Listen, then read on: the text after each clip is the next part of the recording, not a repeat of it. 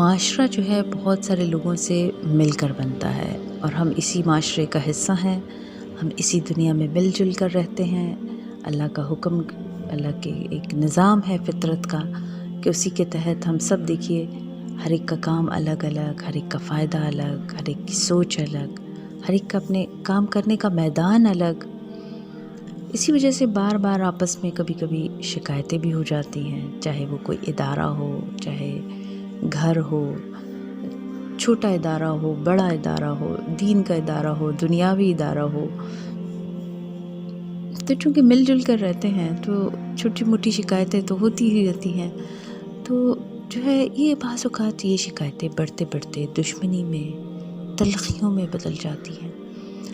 اور ہوتی کس وجہ سے ہیں؟ غلط فہمی. یہ غلط فہمی کیا ہے؟ اصل میں ذرا اس کو دیکھ لیتے ہیں کہ یہ غلط فہمی ہے کیا. غور و فکر کریں تو دیکھا جائے گا کہ کمپلیٹ انفارمیشن نہیں تھی، ناقص واقفیت تھی، اور اس بنا پر ایک بات سن لی اور اسی پر جو ہے نا اسی بنیاد پر ایک رائے قائم کر لی گئی. تو اسی کا نام کیا ہے؟ غلط فہمی. اور اکثر لوگوں کا حال کیا ہے کہ وہ کسی کے بارے میں ایک بات سنتے ہیں اور اس کے بارے میں رائے قائم کر لیتے ہیں، اور یہی مزاج اکثر حالات میں غلط فہمی کا سبب بنتا ہے.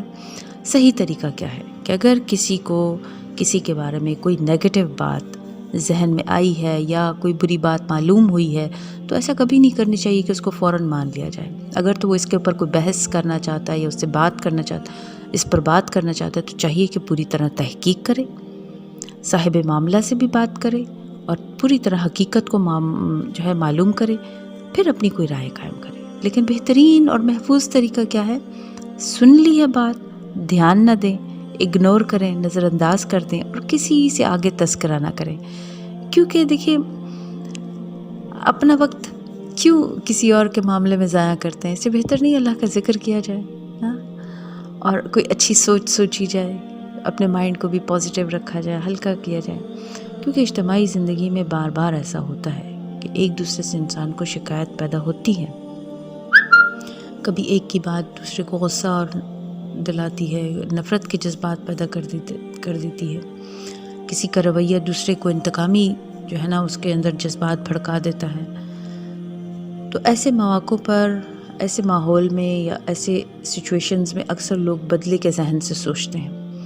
وہ سمجھتے ہیں کہ اگر اس وقت ہم چپ رہے تو یہ بے عزتی جو ہے نا یہ ہماری غیرت کے خلاف ہوگی، حمیت کے خلاف ہوگی. لیکن یہ سوچ قطعاً درست نہیں ہے. حقیقتاً دیکھا جائے تو یہ موقع، اللہ نہ کرے کسی کی ذلت کا موقع یا کوئی تذلیل کر دیتا ہے آپ کی، تو یہ موقع جو ہے فکری اور روحانی ترقی حاصل کرنے کا موقع ہے.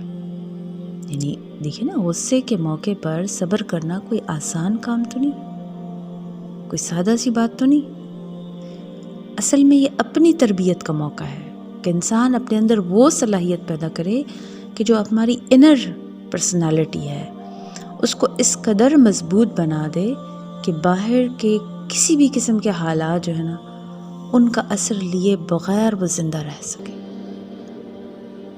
اب اگر کسی نے آپ کو بات کر دی، آپ اس سے پریشان ہو گئے، تو آپ اس بات کو لے کے بیٹھ جاؤ اور رونا دھونا یا لڑنا جھگڑنا اور ایک کو دوسرے کو پکڑو، تو اس میں آپ کا کتنا ٹائم ضائع ہوگا. نمازیں متاثر، اپنا ذکر متاثر، تلاوت متاثر، آپ کی اسمائل آپ کے چہرے سے گئی، آپ کی سافٹنس گئی، آپ کا ریسٹ، آپ کا آرام سب غارت.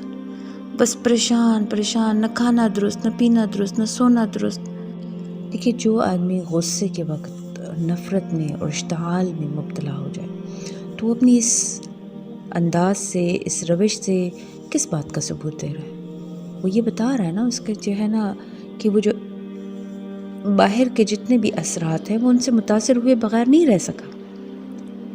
یعنی باہر کے اثرات اس کی انر پرسنالٹی کو ہٹ کر رہے ہیں، وہ ان سے متاثر ہوئے بغیر نہ رہ سکا. تو ایسے انسان کا ذہنی اور روحانی سفر جو ہے رک جائے گا. اس کی پرسنالٹی میں فکری ارتقاء کا عمل جاری نہ ہو سکے گا. اس دنیا میں دیکھیے پانے کی سب سے بڑی چیز یہ ہے کہ انسان کا فکر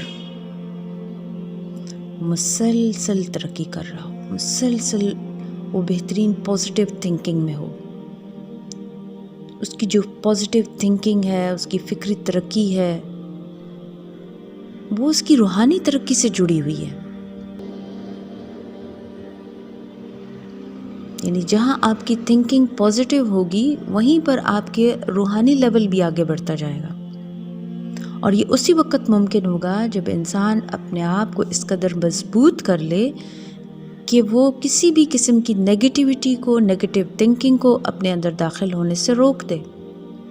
دیکھیے، صبر دراصل خود آپ کی تھاٹس کی بہتری کی اور آپ کی جو اسپریچول لائف ہے اس کی ایک پرائس ہے۔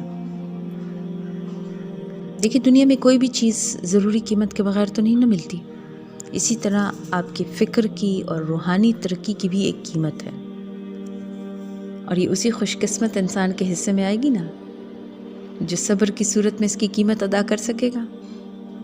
تو صبر کے فائدے اللہ تعالی ہمیں ان سے مالا مال کر دے، آمین یا رب العالمین۔